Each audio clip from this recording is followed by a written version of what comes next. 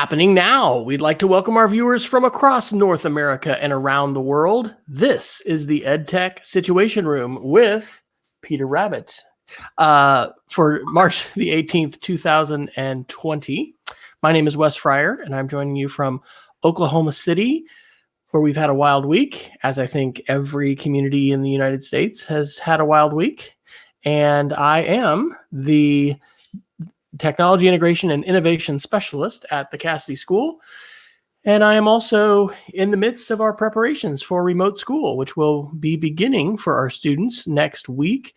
Teachers will be back Teachers will be remotely checking in on Monday, having 2 days of professional development. And then on Thursday, I think the plan is students will be beginning remote school. And so we've been busily getting this ready, and I'm getting more support resources, and we may talk articles tonight. We may talk other things. So joining me across, I would say across the aisle, but I think we may be on the same side of the aisle. We don't actually reveal that, but you can guess for yourself. Yeah, not a political show, but welcome, Dr. Neiffer, here on the EdTech Situation Room.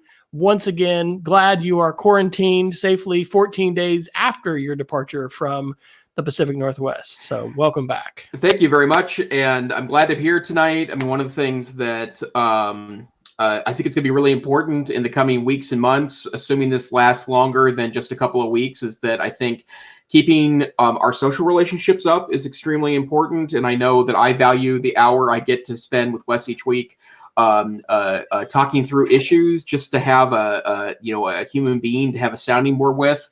But obviously, you said this just before the show, that we're living in unprecedented times, and nothing's going to be the same again. Like, everything's going to change just a little bit, I think. And if you came for just the result of COVID-19, and then whatever the economic pressure that's going to be extraordinary in the coming weeks, and then the ultimate impact on schools and tech and big tech and little tech and ed tech, is something that I'm really looking forward to talking with you over time, Dr. Fryer. So I am the Assistant Director and Curriculum Director of the Montana Digital Academy, which is the state virtual school located on the fabulous University of Montana campus. I am remote working. I've been remote working since last Thursday. And as I've mentioned in the past in the podcast, I'm immunocompromised. I take a series of 3 medications because I have a transplanted kidney, which happened in June 2015, just a couple months away from my 5-year anniversary of having that miracle.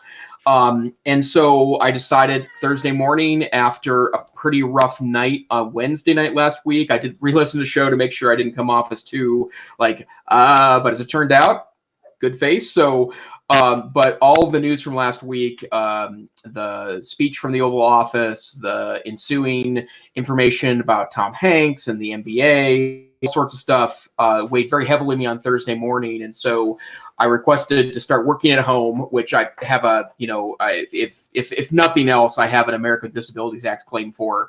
So, but the boss was all aboard, and in fact, he closed my office, or our offices at the University of Montana, since we provide support to K-12, not to higher ed. So that meant that we really had no reason to be in the office. And now basically every employee that can at the University of Montana is remote working. So here I am I've actually been working on this for almost a year now. This is my new home office. I had one in the basement that was a little dark and dank, and I'm moving up to a spare bedroom that we had that was a guest room, and I'm over time going to turn this into my office oasis. But obviously, like Dr. Fryer has been dealing with the prospect of working remotely, I've obviously been in a number of conversations and talked a lot of scenarios.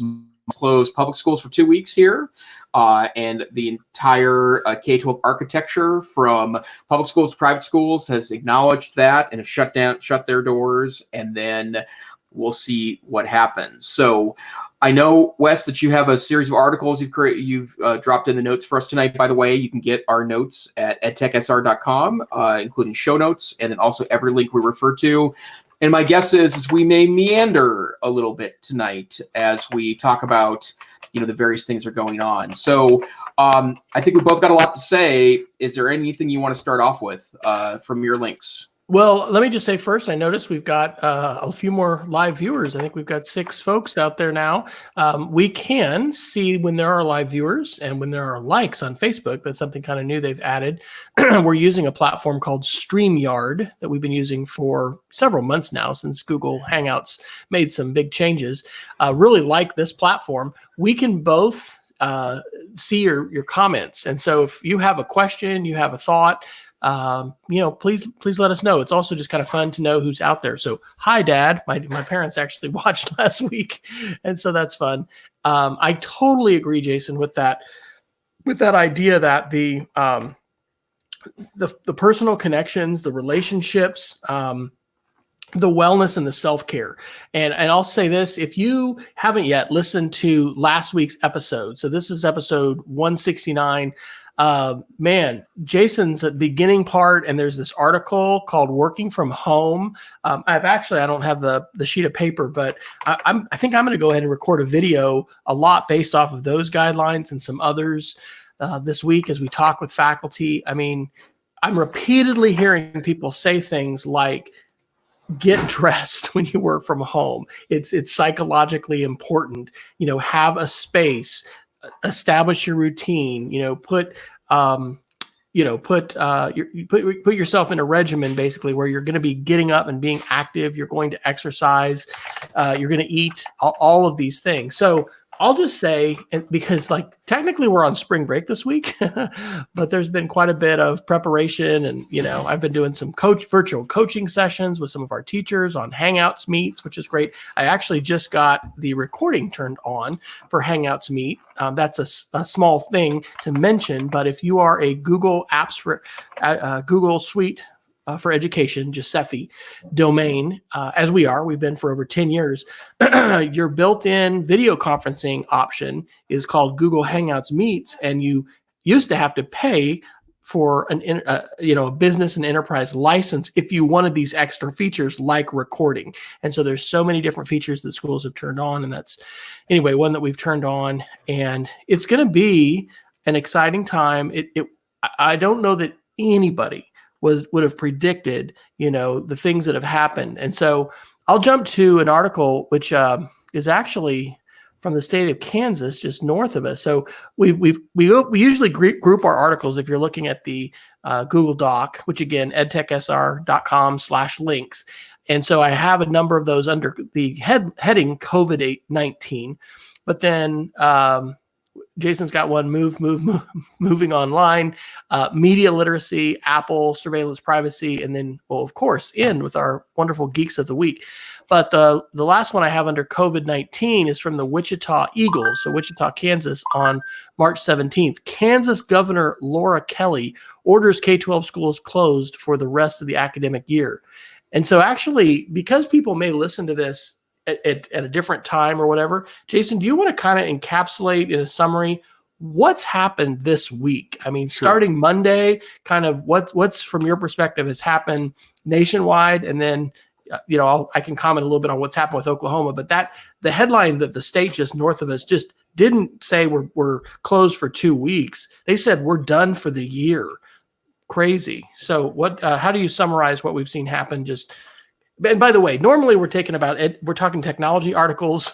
We're going to talk through the education lens. We'll still do some of that, but this is such a huge issue. I think it's valuable for us to process this, and so I think that's what we're going to do. So, right. How do you summarize it, Dr. Neiffer? So for me, we've really had about 3 weeks of rapid evolution of this topic. And I don't really think that school closures, mass infection spread was really on education's radar much as of 3 to 4 weeks ago, right? I do know that there had been some efforts on the part of universities who were monitoring the situation to start to talk about continuity of service, teaching online.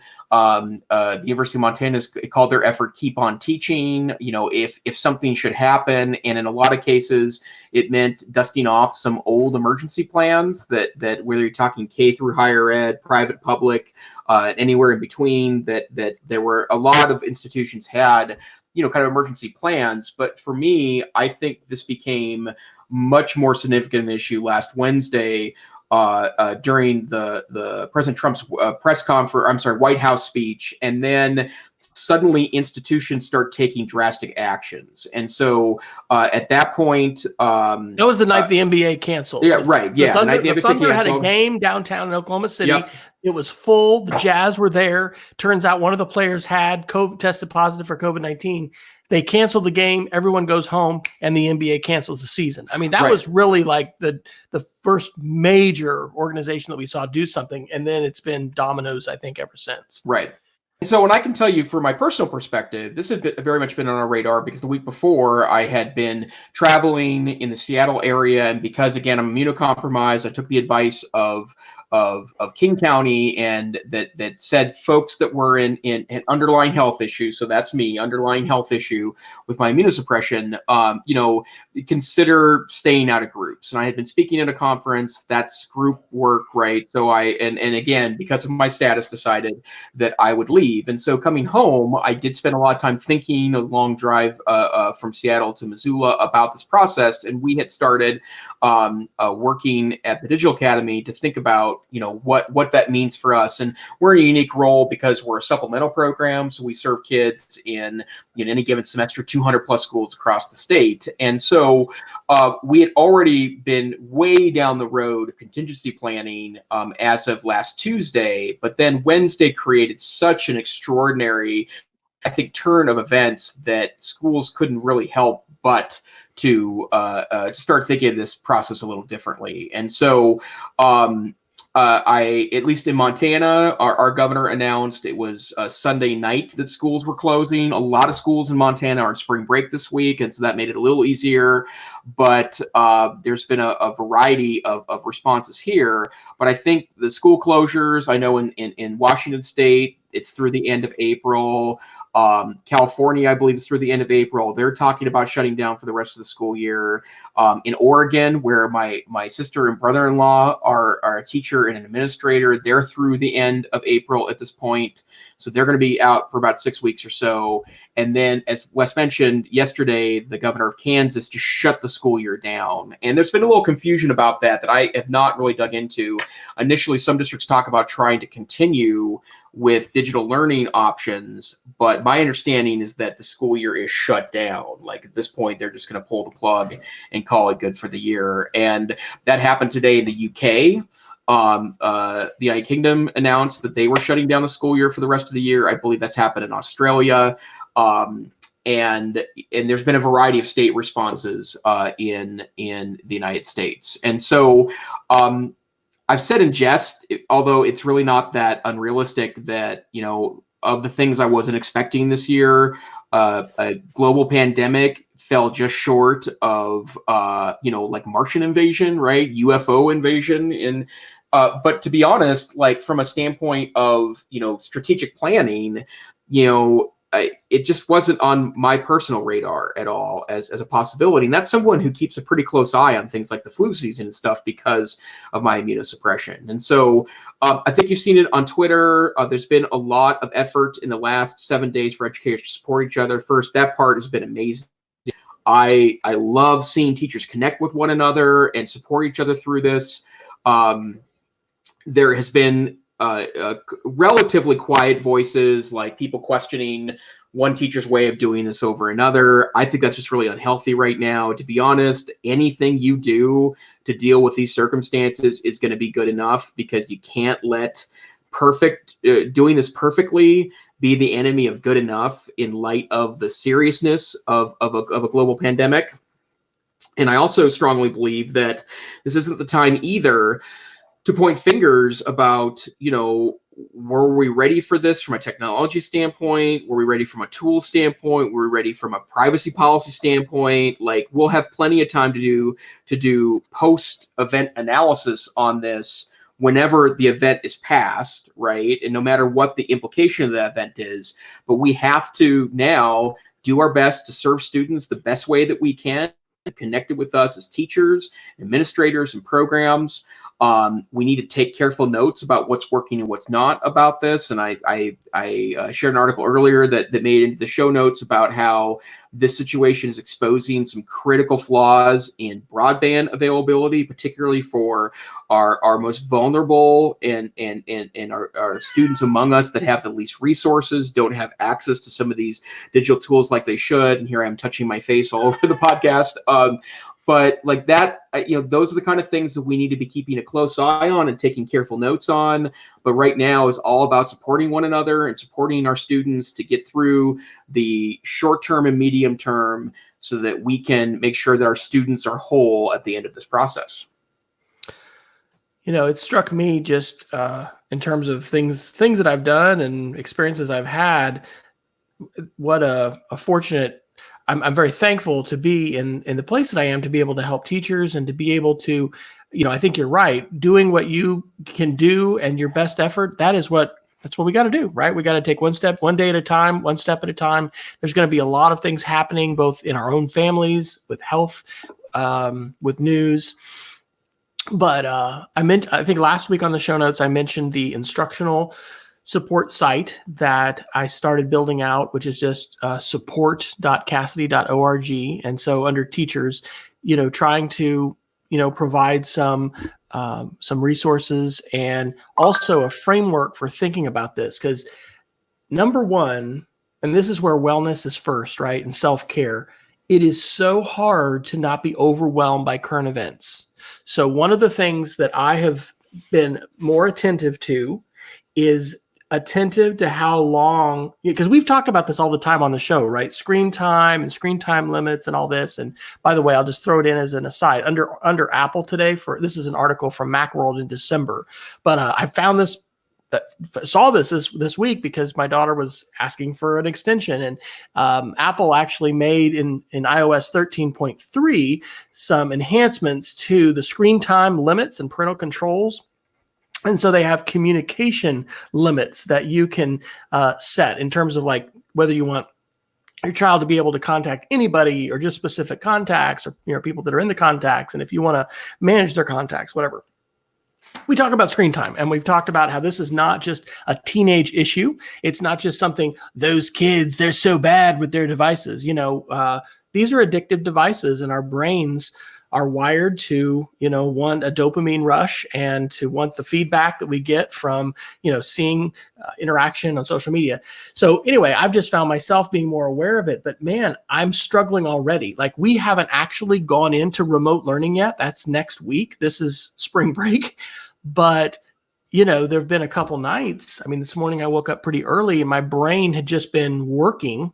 And you mentioned it last week on the show, Jason, like when you work online, there's a real, if not temptation, just natural pull to just work, because you're not leaving, quote, your workspace. I mean, this is why ideally, if you have a place to go, and my analogy to this is my doctoral dissertation.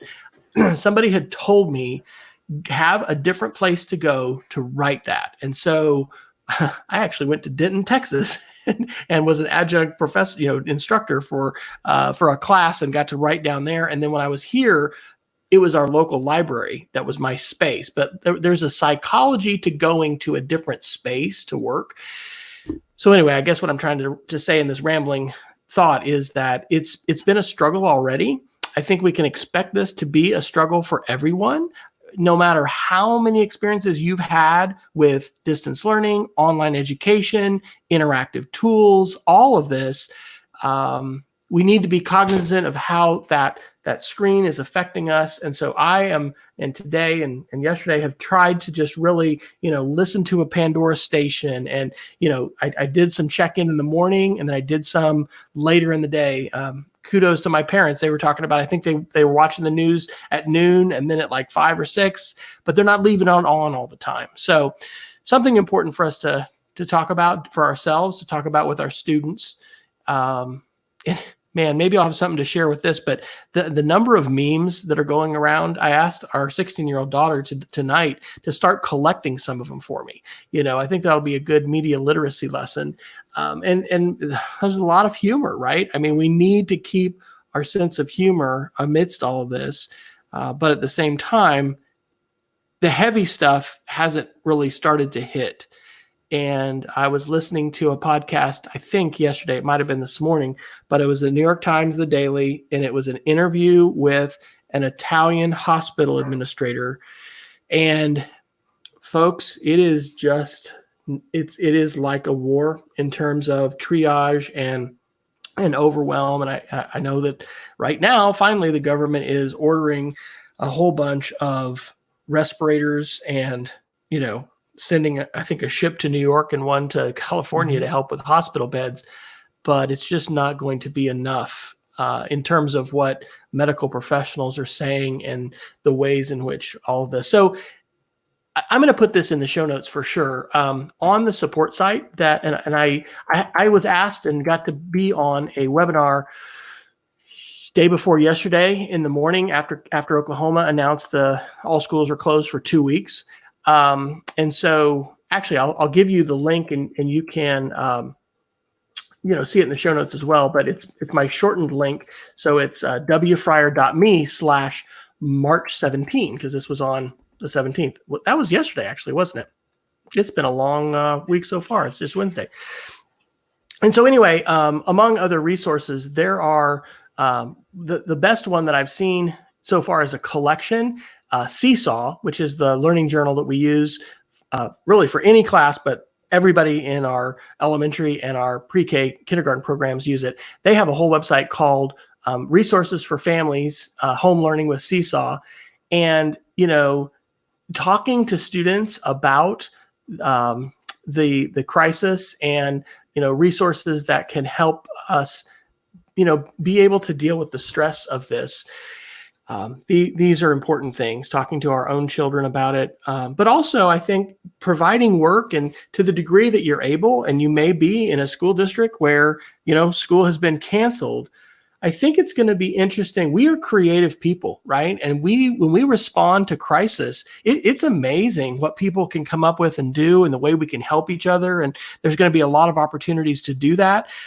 I think there's going to be some good opportunities to basically do some passion-based learning. And by that, I mean, maybe not learning that is required and you get a grade for, but maybe you're stuck at home and mom and dad want kids to be doing something engaging. And I was telling my wife tonight, some of the stuff she does with coding, with Scratch, with PBS Scratch Junior and Scratch Junior. I don't know. We want to be on the lookout for Facebook groups and organizations and opportunities that educators and parents and others are creating that are going to allow us to learn, to learn together and to engage in meaningful work together, and also in the process, I think, to become more connected and to support each other as well. Because the number of people I think that have had a transformative interactive learning experience because of the interactive web, I have no statistics on this, but I think it's less than a quarter of teachers. I mean, I think it's a smaller sliver. And so what did you mean by saying everything's going to change? Like, how do you think this is going to really change the landscape? Maybe not just in education, but do you think societally?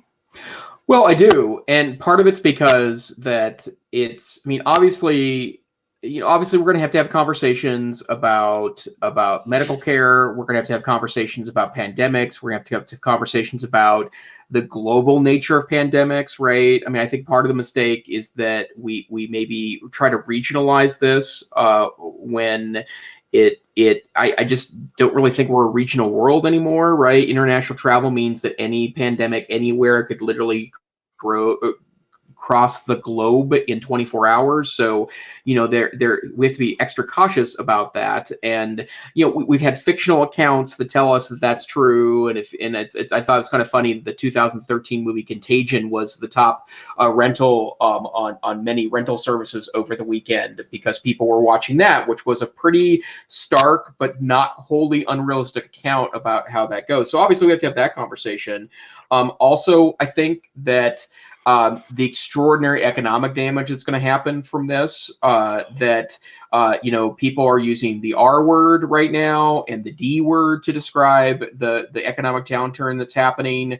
And by the way, those aren't, I mean, those are technical terms, but a lot of those are perceptual terms, which is why I'm not using the R or D term out loud, because they're not that until you call them that, right? So that's an important piece. You got to have two quarters of negative to get recession. Right. We talked to our retirement advisor today, and he was telling us. Yeah. That. Well, and I'm sure that one of the reasons why you were talking to your retirement advisors, because your retirement accounts have tanked, as have mine in the last 2 weeks. As a quick aside, this is interesting. I figured we'd just hunker down and stay where we're at, and he said, if we can do it, he'd like us to increase in this time, if it's possible, from a 5% to like a 6 or to a 6 or 7%, because if you can buy now, and then I think he's looking at about 3% of our portfolio that he's going to move into tech stocks like Zoom, like GoToMeeting, like streaming services. So there's parts of the economy, and we're going mutual funds and not specific stocks, but. Yeah, that is, hey, we're not investment advisors. We're not lawyers. Please don't take our advice and go out and either sell or buy, equities of any kind. Yeah. But talking with your advisor, and then also he just talked about the danger of fear, because there are people he's working with who are very emotional, very fearful, and they're doing rash things. And that's generally not a good recipe in any context, whether we're talking about retirement investment or anything else. Yeah. So I think the economic part of this, and Montana's in every other year legislature. So the next time my program goes up for funding is the 2021 legislature. My guess is that it's going to look a little different than we were expecting. We started planning for the 2021 legislature the day the 2019 legislature gavelled close. So it's been something that weighs on my program's mind. I think that's going to look a little different. And then I don't think this is a time yet to talk about whether districts were prepared technologically for this yet or not, because I don't think we have enough distance from this. We don't really know, to be honest, because this is still a 2 or 3 week story, when in the end this is going to be a 2 or 3 year story. That whatever happens is going to take a while, I think, and then we'll have a lot of time to watch us come back from that. But I'm concerned, for example, about the percentage of kids that don't have broadband at home, and what that continued digital divide does in order to really help manifest real gaps in achievement for our most vulnerable of students. And I would also add that we hear a lot in Montana, because of the nature of the geography of our state, about school broadband, right? It's every school have access to broadband. And I'm in a unique position because as a distance learning guy, I need our kids to have access to broadband, but most of our schools, not all of them, but the large majority of them are in pretty good shape on the broadband front. You could always use more, right? I'd love every school with 10 kids or 10,000 kids to have a massive fiber pipe that you could stream to your heart's content and do what you want to do. We're not there yet, but we keep working on that in our states. A lot of efforts around that. But the bottom line is that a lot of kids, and this is not just an issue with poverty, it's also an issue with rural areas as well. I've been on the dusty back roads of Montana, where the cell service just doesn't exist 3 miles out of town, and you have to drive 4 miles to get to the next cell tower with a major provider, or you're roaming the whole time with a major national provider, because there's no that of the 3 major providers in Montana, they don't have universal coverage. Or you're in a ranch house that's 4 miles off the main drag, and there's and the hill next to you means that if you walk on top of the hill, you might get a bar, but you're literally blocked by geography. And my in-laws live 15 minutes away out of the state capital. They chunk of property up in the mountains, but it's with other, I mean, there's other people in their neighborhood. I mean, they can see a house. It's not totally remote. And they only have one access or one opportunity to access broadband internet. It's a DSL line. It's terrible. It's shared amongst hundreds of neighbors. And they have a similar pipe than I had when I first got DSL in 1998. So we have to fix this, and we have to fix it for adults, but I think it's particularly problematic. Schools moving towards more digital devices and ebooks, and I'm not talking about the wisdom of any of those decisions. I'm talking about if we're going to do that in general, we then need to make sure that our kids have access 24 hours a day to be able to do that. And here's how I would frame that. Literacy today is different. Okay, and this is, channeling David Warlick from back in the day. Literacy's always changed, back in the, I guess Aristotle and days, it's very oral traditions. Then we have, very focus on books and linguistics. And today we obtain the vast majority of information digitally. We talk about media literacy all the time on the show. This is not an option. This is not something kids can just have one little class, and have a couple boxes checked and then go on to the next thing. Like, this is how we communicate and we get information. And another shout out to an article. This was from February, but this is the WHO, the World Health Organization, warns of coronavirus infodemic, an epidemic of too much information. That was from The Hill on February 4th. And what that article describes is the media literacy challenge that we're facing, right? There's a lot of disinformation. There's a lot of course, people trying to gouge, and take advantage of. We had some articles last week in the show. There is a article about, this is New York Times, March 18th, 2020. Don't fall for these myths about coronavirus. I mean, no, drinking water every 15 minutes doesn't grant you a shield of immunity. Snopes and some other places have come in, but literacy has changed, and we've got to have the tools, let's think about farming, right? When mechanized means of production came to the farm, there were still folks with horses and plows. And maybe somebody was using a hand scythe. I don't know. I've heard stories about China and how disruptive even the scythe was as far as displacement of workers and whatever. But, because one person could come in at night and harvest a whole field. And anyway, it's crazy what technology can do. But today, the tools for functioning in a representative democracy and being an informed citizen, we have to have devices. Now, let's go back to practical. We're kind of ranting here a little bit, but on a very positive note, let's talk about phones, right? Oh yeah, we'd never do that on this show, never. So I mentioned the webinar, which was yesterday morning at 11, and it was for the Oklahoma School Public Resource Center, and it was about family resources and some things families can do. I think they did 4 different recordings yesterday. But thinking about my wife teaching at Positive Tomorrows, which is a school for homeless students in downtown Oklahoma City, with homeless families, and most of those were single moms with kids, basically all of them had a smartphone. No, they didn't have necessarily an iPhone. A lot of them were Android. But they were able to install the Seesaw app. They were able to get text messages, and through their app, they were able to see their students' work. So today, for parents, and it just depends on the kids, on the age, smartphones are in the home. Thinking about how we're going to utilize if that's the only device we have, what is the potential to utilize that positively. We're switching over to what Seesaw is calling home learning for next week, and there are new codes. And so in the past, families have only had what they call the family app installed, and the class app is what kids use in school. And in school, they can see each other's work. Well, now we're a Seesaw for Schools school, and so what is it called? There's a term for this, but basically we have the IP address of our school in the system. And so anytime a student is connecting away from school, they're only seeing their stuff. And they've created codes so that our kids, like our first graders, are not going to have to log in with their Google account and that's good from a security standpoint as well. They're just going to use this QR code or a join code, just like Google Classroom uses join codes. Anyway, we're going to have to think creatively.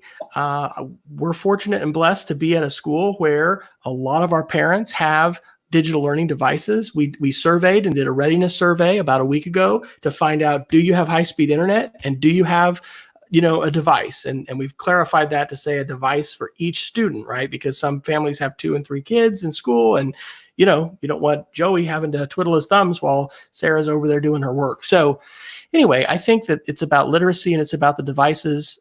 We are going to be checking out Chromebooks to students, that don't have a device or their device is broken. But the smartphone is increasingly ubiquitous. And so we can think about how we use platforms, Google Classroom, Seesaw, these things that allow students to be able to do work.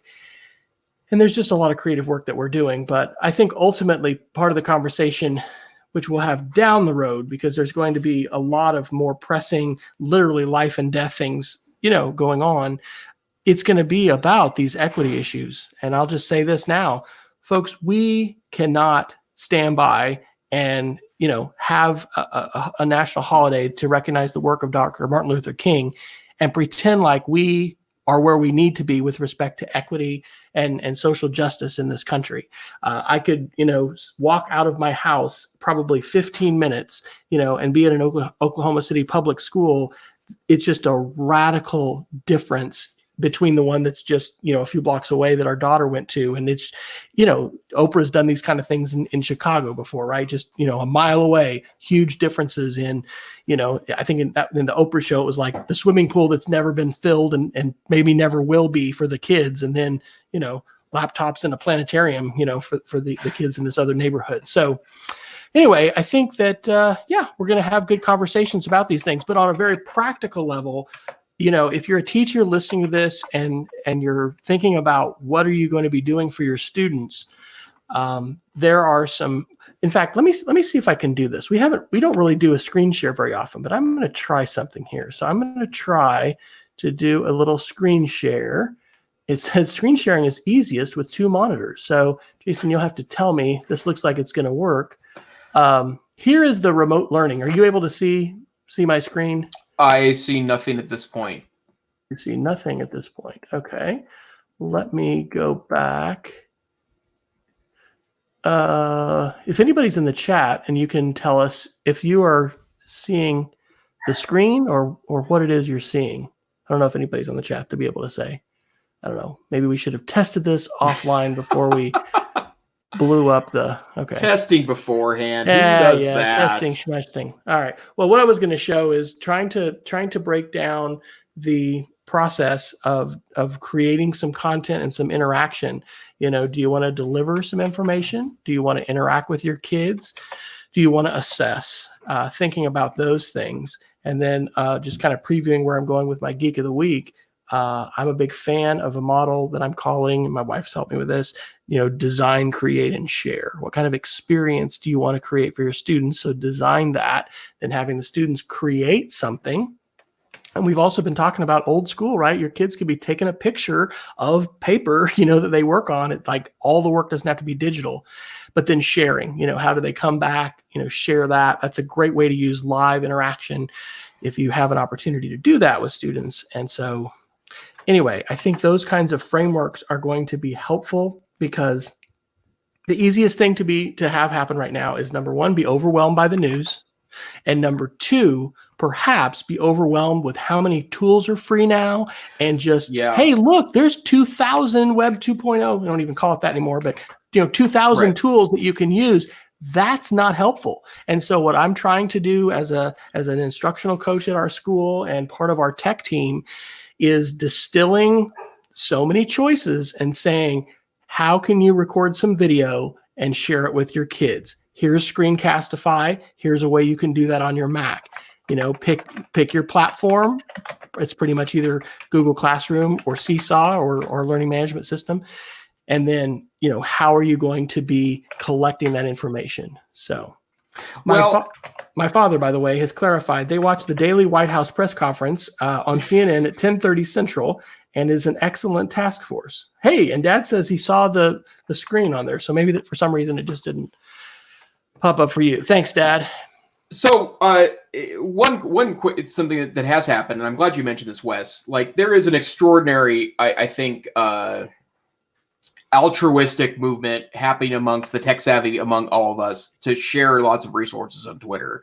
And there have been countless numbers, hundreds, maybe thousands of list of resources. And a lot of people really stepped up in the last 10 days, I think, to help out teachers that may have not had the benefit of professional development, may have not had the opportunity to engage in this way, may not particularly like technology as it relates to their classroom. All those are completely legitimate reasons to not be ready at this point for this extremely quick transition. But I think we've seen in the last couple of days that people are backing off from that a little bit, if for no other reason than the extraordinary amount of pressure, I think, on teachers to find the right resources. There is an embarrassment of amazing stuff right now that you can adopt new. But I think Dr. Fryer makes a really important point that don't use this opportunity to take on massive numbers of new workflows and tools when that's not really what right now is about, right? Right now is about doing the best we can,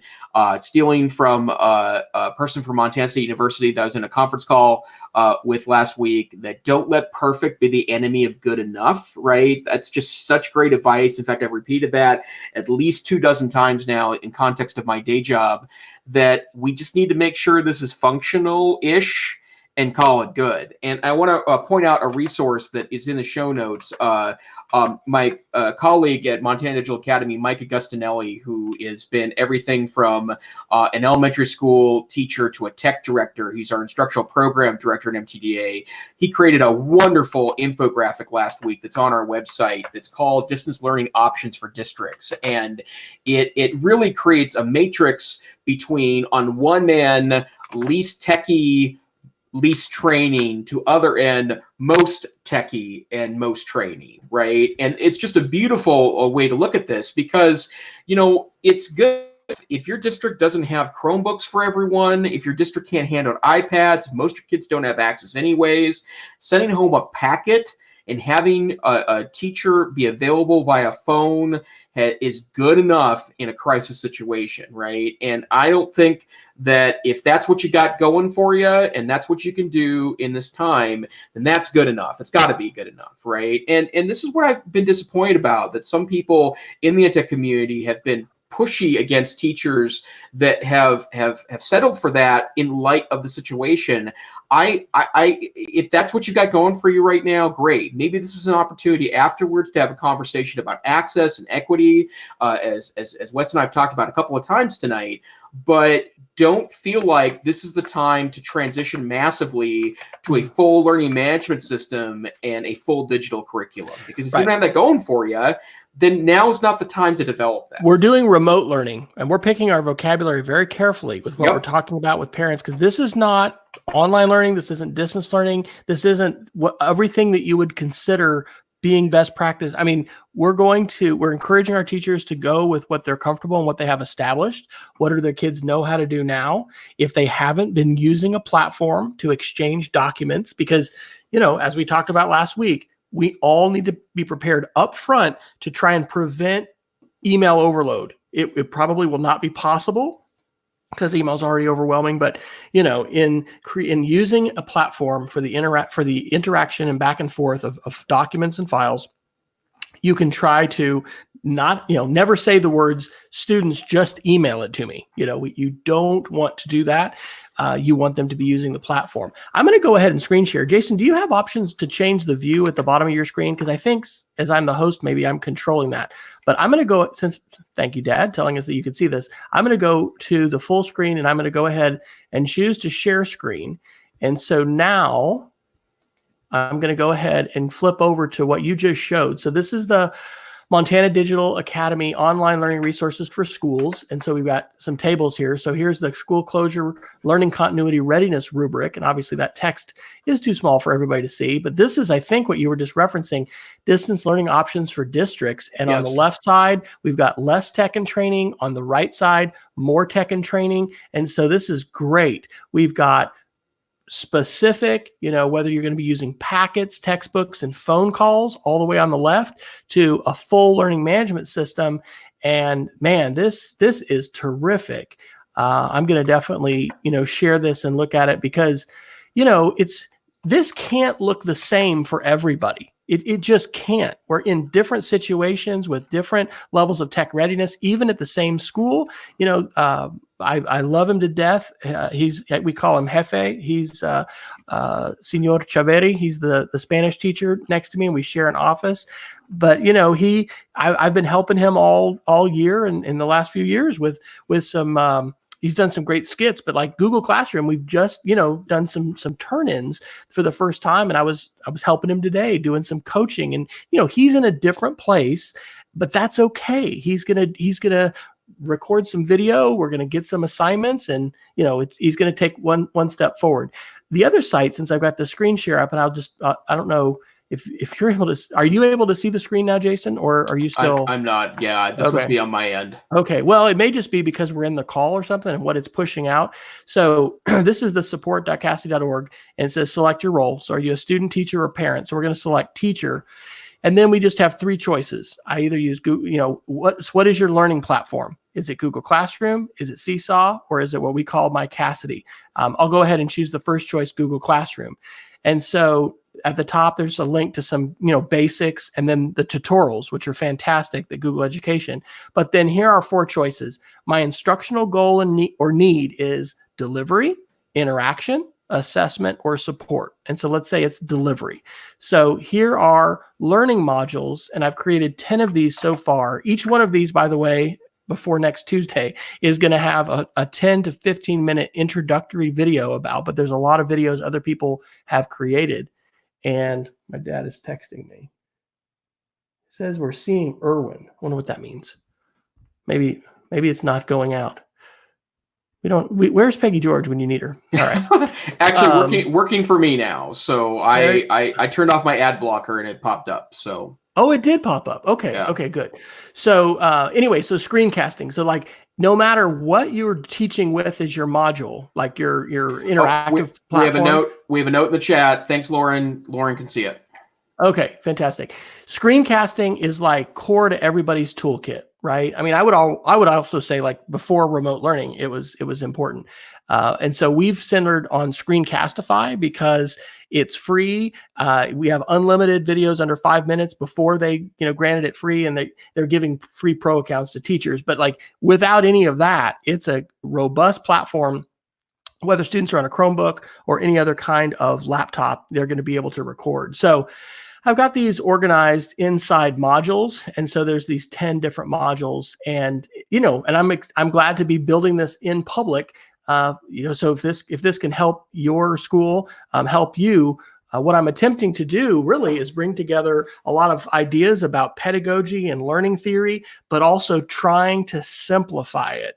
I listened to a great John Spencer podcast day before yesterday, I think, and he's got a free ebook and a lot of resources, but it's easy to have a lot of complexity to what we're doing. And so I think one of our challenges as we work with teachers is to meet everybody where they are, and to try to the greatest degree possible not to overwhelm with too many possibilities and choices. So thanks for sharing that resource that Mike had. And I have a question for you, because you worked the help desk for a number of years.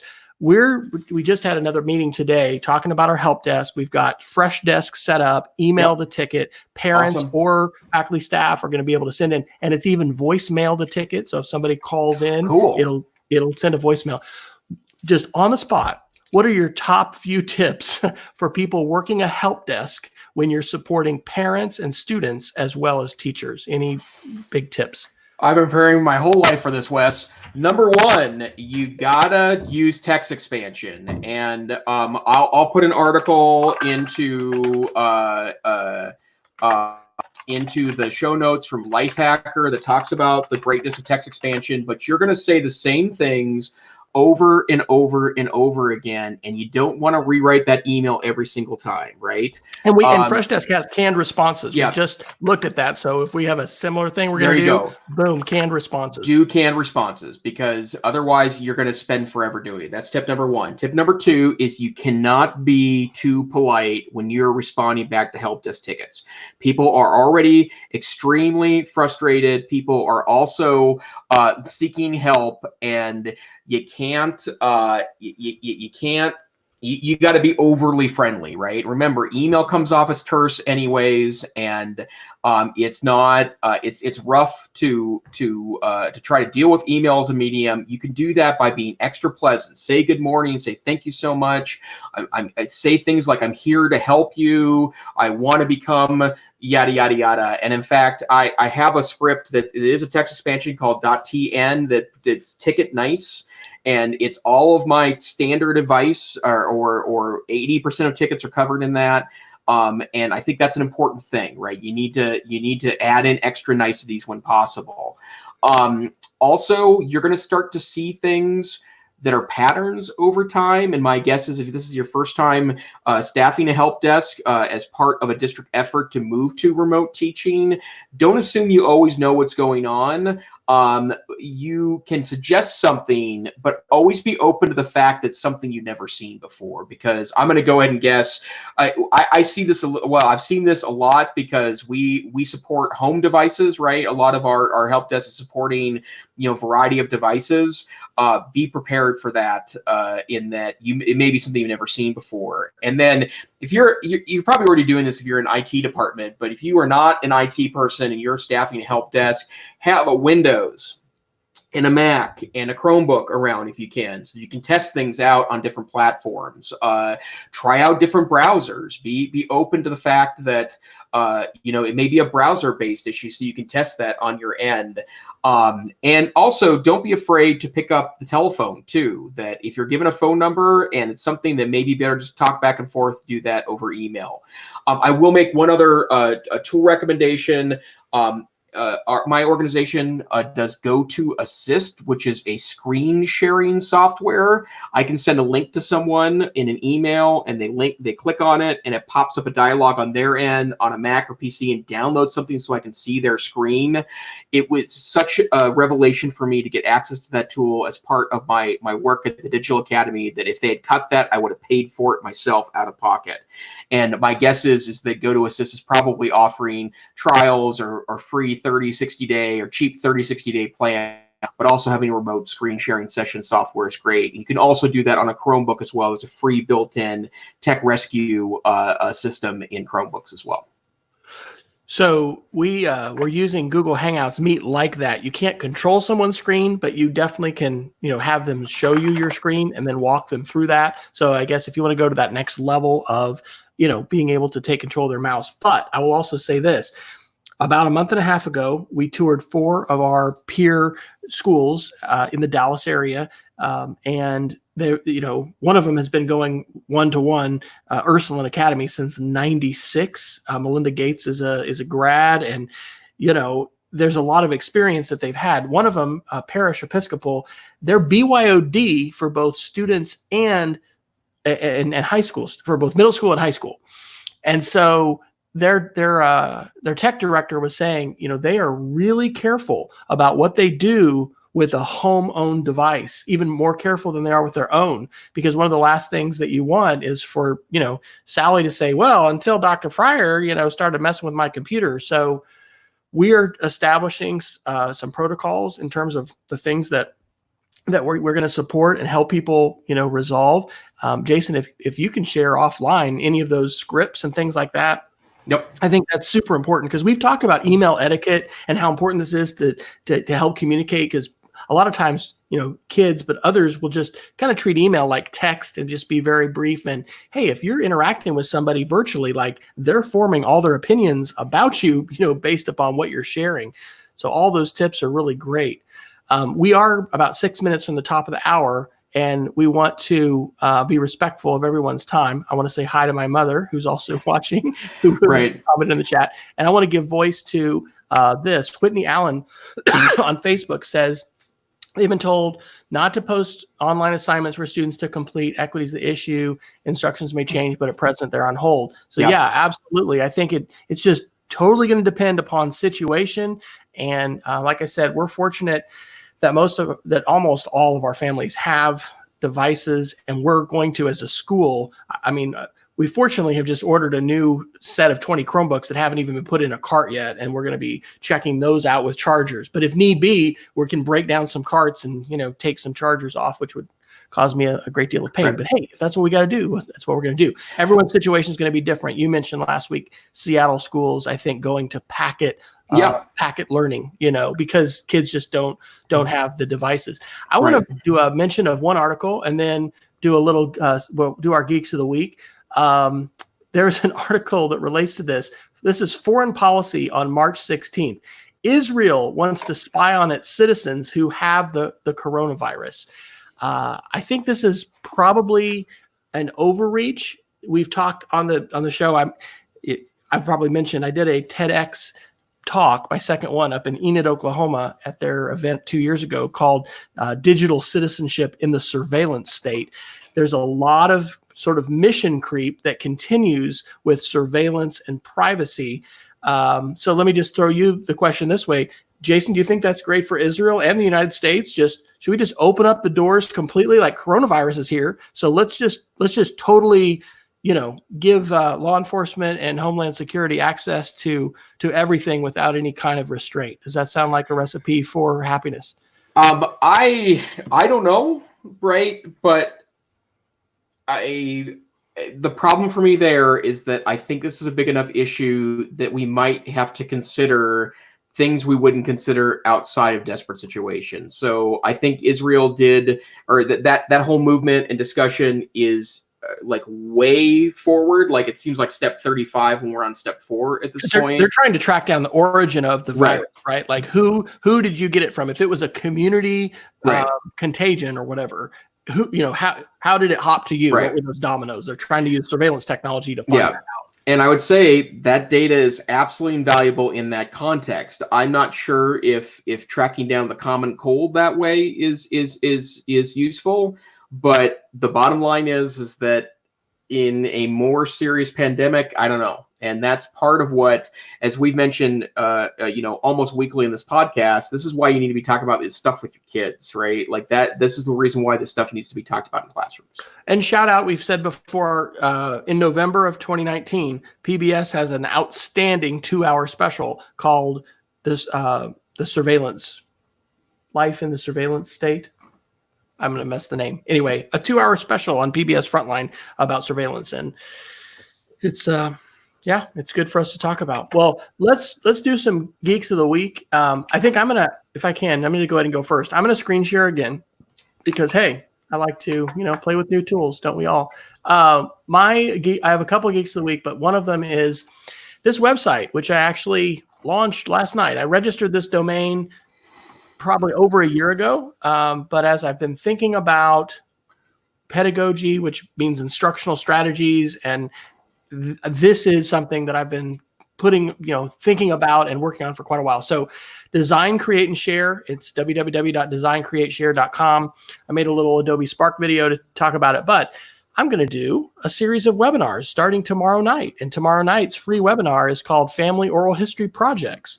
And then the next Thursday, I'm going to do one on protecting yourself and your family online. And that'll be on March 26th. And then on April 2nd, I'm going to do tips for becoming a more connected educator. So we are learning, and we're at home learning more than we ever have before. And like, we're stuck at home, right? And so these things are popping up, and my 3 big things are on the top of my Twitter profile. Be safe, be connected, tell stories. So that's where I'm going to start with those things. But anyway, there'll probably be some other elements to that project coming. And then my second Geek of the Week is Brene Hobbs, who has the Media Education Lab. I went up to Providence, Rhode Island for a week last summer in July for their wonderful Digital Literacy Institute. And the post from March 18th is an online gathering to share and support educators during the coronavirus pandemic. So they're offering an opportunity to hang out and be able to connect with other educators. And so I think that's a big thing to share with everybody is, you're not alone. None of us need to be going through this alone. We've got several single teachers and some of those we've been reaching out to intentionally with that thought. We've got to take care of each other, and the wellness side of this and the self-care. Don't make any assumptions, right? Because this is going to be a very isolating experience. It looks like for a number of weeks, if not months. We don't know at this point. And so there's never been a better day to be a connected educator. So I'd encourage everybody, take advantage of this, look for Facebook groups, also beware of phishing and beware of scams, right? Because those are out there too. But there's so many wonderful, genuine educators who are connected and want to share resources and ideas, and also just, be able to hang out together. The water cooler, the faculty lounge, there's ways for us to do that with digital tools. And if you can do that with your local staff, and we're talking about ways to do that, but there's also ways to reach out beyond your local school. So yes, those are the Geeks of the Week. What do you have for us this week, Dr. Neiffer? I have two wonderful quick ones. First, a lot of conversation about people working at home for the first time in your home office, and this inspires, especially if you're used to being up and around your classroom and walking around, you're suddenly sitting on your bum all day, working on a laptop, maybe a thought for a time for a standing desk. The research isn't as clear as people make it out to be in regards to this, but I put a great article in that talks about DIY standing desks. I will also give you the advice to say that if you are recording screencasts or audio for the first time, you might find it easier to be standing while you do that, because a lot of people think it's a little weird to sit and broadcast or record or do any of those pieces. So I strongly recommend that great website for DIY standing desks. And then I have so many friends that are just really awesome, that are trying to work at home for the first time, and their kids are at home, and the memes were pretty funny on Monday. I did read one earlier today that someone who was doing homeschooling said that I had my first parent-teacher conference tonight with my wife, and we both blamed each other a lot, which I thought was pretty funny, right? There's a lot of funny humor, but if you're getting tired of if you don't have stuff from your school, or it's something that you don't you don't have enough, or your kids are bored and you want some other way to go about that, Brit & Company, which is a kind of a digital creatively lifestyle. It's a maker brand that does a lot of really cool stuff. Brit & Company has made all of their classes free through the end of the month. They do things like both digital and physical painting, lettering, creative pursuits. They offer these classes, and if you got a bored kid sitting at home, and as an example, there's a great calligraphy 101 course on there.